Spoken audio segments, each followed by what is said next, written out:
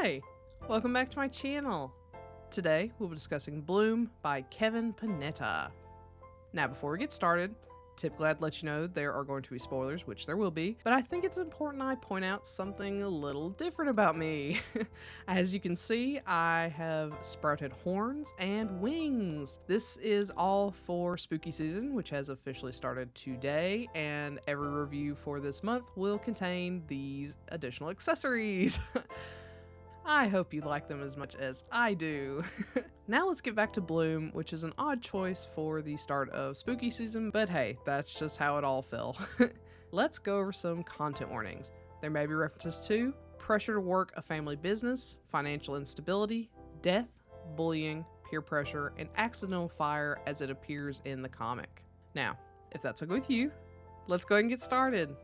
As always, let's start with the synopsis. Aristotle, or Ari as he prefers to be called, is ready to leave his hometown. Unfortunately, his father is unwilling to let him go as the small family bakery they own and run isn't doing very well, and Ari is the only other person his parents can rely on. Ari has bigger dreams than being a baker though. He and his friends are part of a band, and Ari wants nothing more than to move with them to the city and play music. But as it stands, it seems the only way for him to escape is if he can find someone to take his spot at his family's bakery. After many useless interviews, Ari finally meets Hector.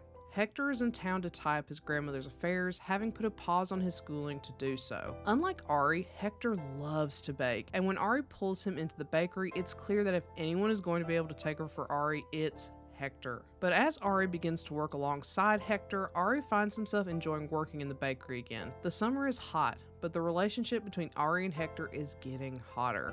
To start off with, the art is cute. It's very inconsistent, and I wouldn't say it's my preference. However, there are some stunning two-page pieces that are used to show the passage of time that are truly stunning. It's much more cartoony, childish, and rounded than I would prefer, but again, that's just me. However, at the end of this story, some behind-the-scenes things are provided, one of which is some examples of the production artwork, which I actually really prefer. It's much more angular and appears to be more consistent thanks to the structure, and I wish that it had been the style they went with.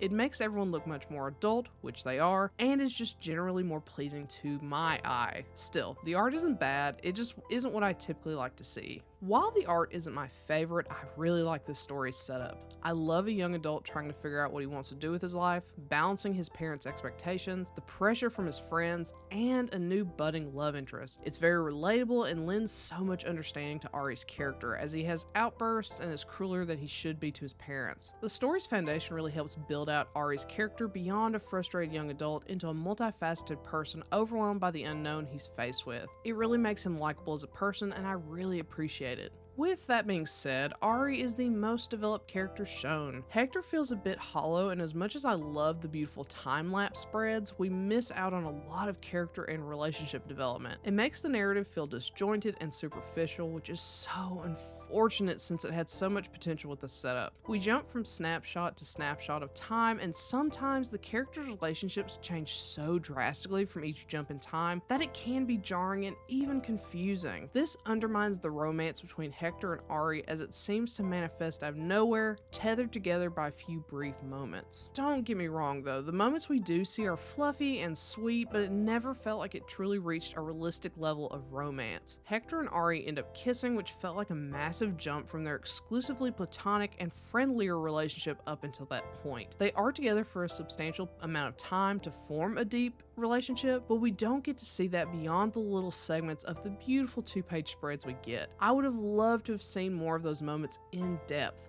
Mainly, I would have loved to have seen Ari realize when his feelings moved from friendship to romantic feelings and see how Hector's feelings evolved too, but we don't get that, which makes the romance seem unbelievable. With all that being said, this had so much potential. I loved the story's foundation, but it ended up feeling a bit underdeveloped. I still enjoyed it, but it left me wanting. There has been information that a sequel is being released this year, which I am excited to get my hands on. Unfortunately, as of recording this, I can't find any indication of when it will be released beyond the Goodreads release date of January this year, which has come and gone. So I'm just stuck waiting. If you're looking for a soft coming of age story with very light romance, then here you go. But if you're looking for depth in your romance, unfortunately this isn't it. So, have you read Bloom?